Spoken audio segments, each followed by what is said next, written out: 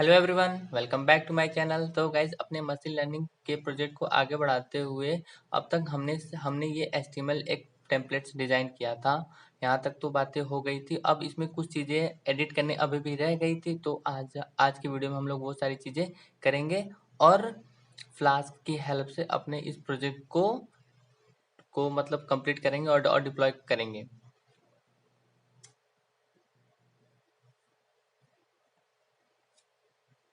तो जानने के लिए ये सब सारी चीज़ें हम लोग कैसे करेंगे, वीडियो में लास्ट तक बने रहें। और गाइज अब अगर किसी ने अभी तक चैनल सब्सक्राइब ना किया हो तो चैनल को सब्सक्राइब कर ले, बेल नोटिफिकेशन आइकन को प्रेस कर ले, जिससे कि मैं और भी ऐसे वीडियो लेके आऊँ तो आपको उस वीडियो का नोटिफिकेशन सबसे पहले मिल जाए। तो हमने यहाँ पे देखा था कि हमने यहाँ पे ये एक एक पेज मतलब किससे टेलविन सीएसएस की हेल्प से बिल्कुल कॉपी पेस्ट की हेल्प की मदद से ये सारी चीज़ें हमने डिज़ाइन की थी। हमने यहाँ पे एक प्रेडिक्शन के लिए भी एक फॉर्म यहाँ पे डिज़ाइन कर दिया था, जहाँ पे आप लोग को फिल्म फॉर्म को फिल करना था और हमें लास्ट में हमें प्रेडिक्शन दिखेगा। तो देखो गाइस, यहाँ मैंने सबके लिए एक ही चीज़ को कॉपी पेस्ट सिंपल सिंपल सारी चीज़ें कर दी हैं। तो यहाँ पे हम लोग को जानना है कि हम लोग यहाँ पे कौन कौन सी फील्ड को यूजर से इनपुट कराएंगे। तो सिंपल उसी फ़ोल्डर में आने के बाद अब क्या करना है, उसी फ़ोल्डर में आने के बाद आप लोग को जुपिटर नोटबुक ओपन कर लेना है। जुपिटर नोटबुक ओपन करने के लिए यहाँ पे ये क्लिक करके सारे सेल्स को एक बार रन करा लेंगे। अब गाइस यहाँ पे एक चीज़ आप लोग को और करनी है। यहाँ पे हमने सब कुछ चीज़ें तो कर ली थी। अब हमें यहाँ पे क्या करना, मॉडल को सेव करना है। मॉडल को हम लोग सेव कैसे करेंगे वो आगे हम लोग देखते हैं कि मॉडल को सेव कैसे करेंगे। तो सेव करने के लिए हमें क्या करना है, इम्पोर्ट PICKLE, हमें पिकल को इम्पोर्ट करना है। पिकल को इम्पोर्ट करने के बाद हमें क्या करना है, अब एक फाइल को ओपन करनी है। File is equal to open,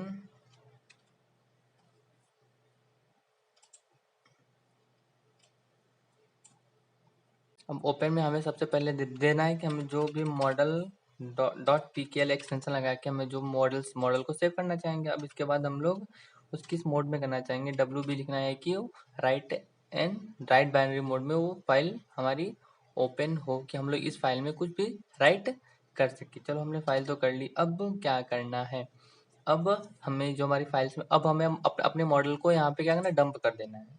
clear, pickle dot dump. अब हमें किस मॉडल को कंपेयर करना, तो हमने जो ऊपर सारे फाइल्स को रन कराई होंगी तो आप लोग को यहाँ मिला होगा कि जो हमारा रैंडम फॉरेस्ट क्लासीफायर है इसका जो एक्यूरेसी वो ज़्यादा है एज कम्पेयर टू अदर। तो हम लोग रैंडम फॉरेस्ट का जो भी हमारा मॉडल नाम है, मॉडल को यहाँ पे हम लोग डंप करेंगे। मॉडल को डंप कर देंगे किसमें, फाइल में हम लोग यहाँ पे अपने मॉडल को डंप कर देंगे। अब प्रोग्राम को सेव कर देंगे। प्रोग्राम को सेव करने के बाद अब फिर फोल्डर में आके देखेंगे कि तो क्या एक मॉडल डॉट pkl के नाम से एक फाइल और यहाँ पे क्रिएट हो जाएगी। तो यहाँ पर हम ओपन करने के बाद आप ओपन करके चेक कर लीजिए कि हमारा जो भी जो भी मॉडल सेव हुआ वो कैसे सेव हुआ है। तो आप लोग को मैं यहाँ पे ओपन करके दिखा देता हूँ, ये थोड़ा टाइम ले रहा है ओपन होने में। ये सब सारी जो चीज़ें आप लोग को दिख रही है, यही हमारी मॉडल जो यहाँ पे हमारे फाइल्स में आके स्टोर हुई है। तो जानने की कोई ज़रूरत नहीं इसमें, इसके अंदर क्या क्या चीज़ें हैं, जो भी होगा यार ठीक है। क्लियर, तो हमने यहाँ पे अपने जो भी हमारा मॉडल था उससे हमने सेव कर लिया। सेव करने के बाद अब हम लोग को आप लोग को मैं ऊपर आके दिखा देता हूँ कि हमें यूजर्स के थ्रू क्या क्या सारी चीज़ें चाहिए थी। अब ये सब सारी चीज़ें नहीं, इसके ऊपर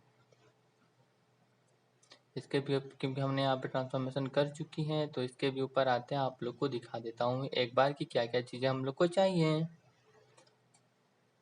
देखो यहाँ पे बहुत सारी मैक्सिमम चीज़ें हमने हटा दी थी, है कि नहीं, मतलब कि इसके बाद ही हमें ये सब सारी चीज़ें हमें यूज़र से चाहिए कि लोन ID हटने के बाद क्या क्या चाहिए, सब कुछ कोई काम की चीज़ें था ही नहीं वो सब। हाँ, ये जेंडर, मैरिड है कि नहीं, डिपेंडेंट है कि नहीं, education, self employed, credit history, property area, loan status, और यहाँ पे जो ये एप्लीकेंट लॉग है, अब हमें applicant income, loan amount term और टोटल इनकम हमें यूजर के थ्रू चाहिए। टोटल इनकम तो हमें अपने से बनाया था तो ये हम लोग नहीं लेंगे, तो इसकी जगह हम लोग जो भी हमारा चीज़ें हैं हम लोग कितने कॉलम हम लोग तभी चाहिए, 1 2 3 4 5 6 7 8 9,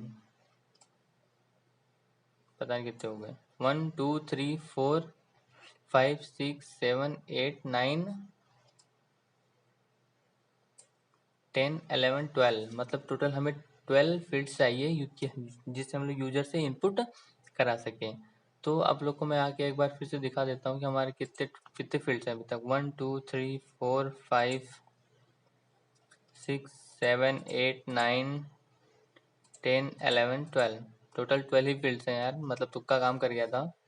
तो गाइस अब हमें क्या करना है, अब हमें वन बाय वन इसे इनको क्या क्या कर देना है, एडिट करना है। तो हमें चलो विजुअल स्टूडियो कोड में उस आने के बाद अब हम लोग का क्या, अब अपने prediction डॉट एचटीएमएल फाइल को ओपन कर लेते हैं। अब जो हमारा क्या है पहला, अब जो पहला हमारा था यहाँ पे आप लोग को देखने के बाद पता चली गया कि जो हमारा पहली चीज़ क्या है वो जेंडर है।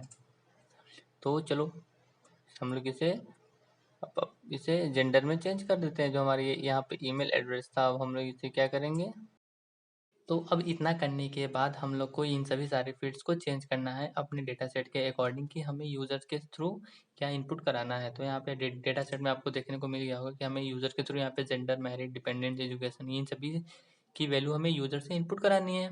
तो चलो हम लोग इसे आप अपने फील्ड को चेंज करते हैं। जैसे आप लोग को यहाँ पे दिख रहा हो कि जेंडर में हमें सिर्फ मेल एंड फीमेल की वैल्यू चाहिए।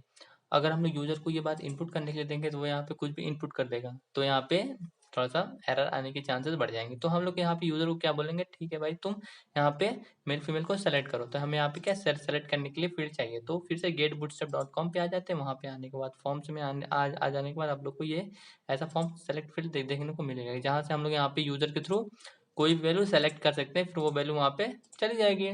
तो चलो इस कोड को कॉपी कर लेते हैं और आ जाते हैं अपने वीएस कोड में। वीएस कोड में आने के बाद जो हमारा ये फर्स्ट इनपुट फील्ड पेस्ट कर देंगे। तो इसे अपने हिसाब से हम लोग क्या फिर से चेंज कर लेते हैं। जो यहाँ पे चलो इंटर इंटर जेंडर कर लिया। अब इसे जो यहाँ पे सारी चीज़ें तो इसे लिख मैं क्या कर लेता हूँ, सेलेक्ट जेंडर।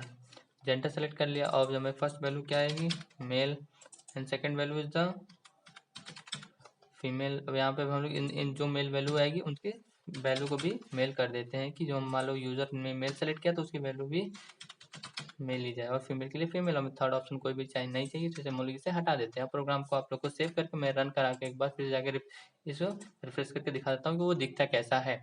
जैसे यहाँ पे आएगा तो यहाँ पे आप बोलेगा कि सेलेक्ट जेंडर, तो यहाँ पे यूजर मेल सेलेक्ट कर लेगा, तो यहाँ पे मेल हो जाएगा। तो यही काम हमें अब सारे अपने जो भी हमें फील्ड चाहिए उनके लिए करना है। कि यहाँ पे जैसे आपको देखने को मिल रहा होगा कि मैरिड है, यहाँ पे यस नो बताना है, तो यहाँ पर भी सेलेक्ट फील्ड आएगा।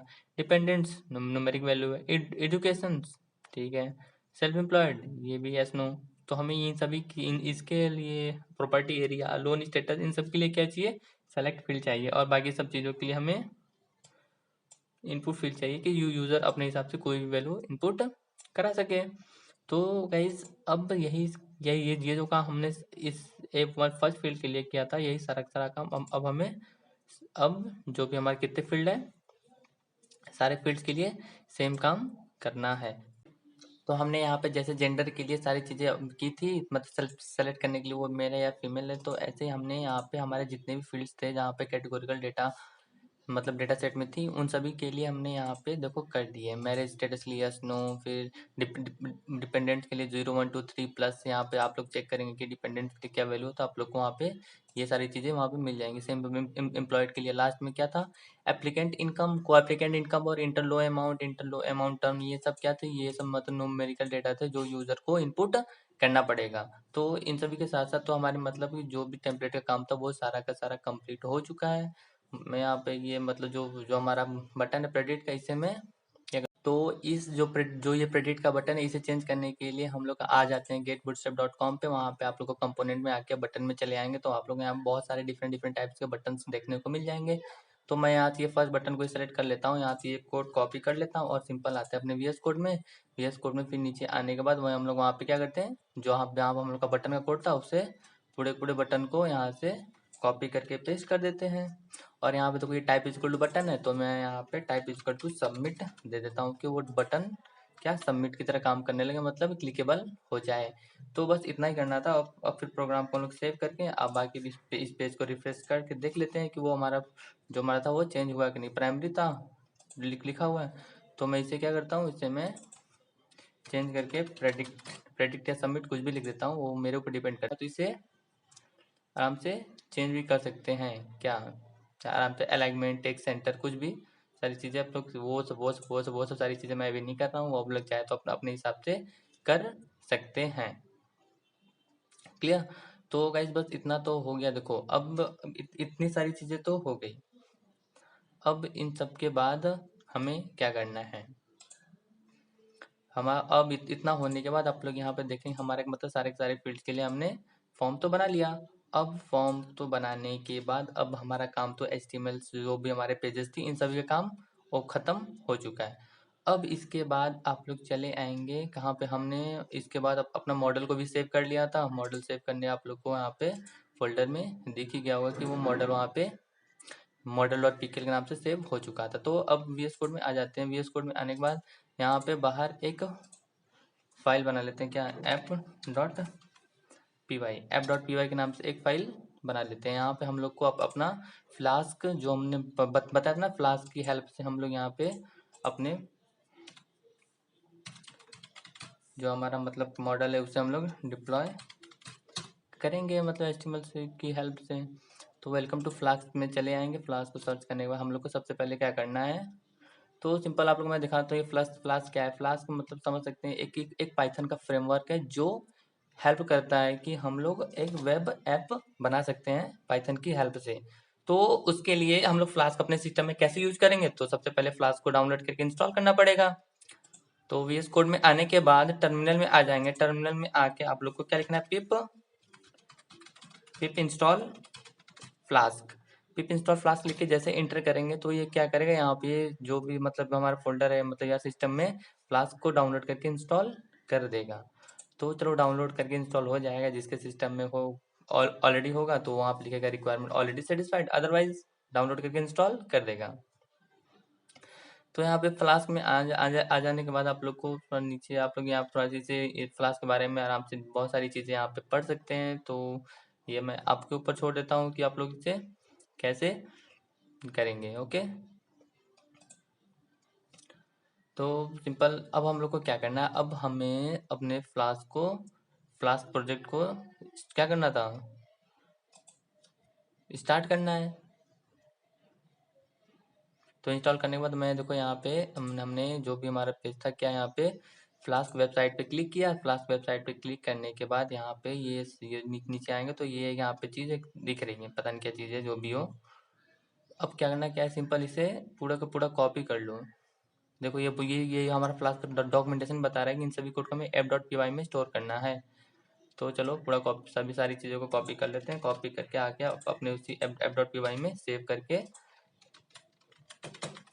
अब क्या कराते हैं, अब इसी पर्टिकुलर फाइल को हमें रन कराना है। रन कराने के लिए हम लोग क्या रन करा लेते हैं, राइट क्लिक यहाँ या बी बटन प्रेस करके कर सकते हैं, या आप लोग अपने शॉर्टकट कीज में जाके कोई भी बटन को कर सकते हैं। देखो जैसे ये रन होगा तो आप लोग को यहाँ पे क्या देखने को मिलेगा, देखो हमारे पास इतना तो कर लेने के बाद अब आप लोग को आराम से यहाँ पे फ्लास्क के बारे में बहुत सारी चीज़ें जो है आप लोग यहाँ पे डॉक्यूमेंटेशन में जाके चेक कर सकते हैं। तो गाइज अब देखो यहाँ पे क्या हमारा ये मतलब हेलो पहला फंक्शन था, यहाँ पे हमने न्यू वर्ल्ड दिया था यो, तो हमारे जाके यही हेलो प्रिंट कराएगा। तो ये सब सारी चीज़ें तो छोड़ो। अब हम लोग को क्या करना है, यहाँ पे रिटर्न हम लोग यहाँ पे क्या कर रहे थे, रिंटर मतलब सिंपल। छोड़ो यार, आज के लिए बस इतना ही रखते हैं, क्योंकि और भी अगर इसे आगे बढ़ाने चले जाएंगे तो वीडियो बहुत ज़्यादा लंबी हो जाएगी, तो आप लोग को मतलब एज अ बोरिंग लगने लगेगा। तो गाइज आगे का काम हम लोग अपने नेक्स्ट वीडियो में करेंगे। तो अगर अभी तक किसी को ना समझ में आया तो मुझे कमेंट करके पूछ सकता है कि कैसे हम लोग ने HTML टेम्पलेट को बहुत बिल्कुल सिंपल वेज में, मतलब कि बिना कोडिंग किया ही नहीं, हमने सिर्फ कॉपी पेस्ट की, बस हमारा बन गया। कितना अच्छा आप लोग को देखने को यहाँ पे दिख रहा होगा कि हमारा कितना अच्छा फॉर्म दिख रहा है। और मैं हमारा ये बिल्कुल और जो हमारा बिल्कुल होम पेज था, असम यार, इतनी तो हम लोग कोडिंग करके भी इतना अच्छा नहीं बना सकते हैं।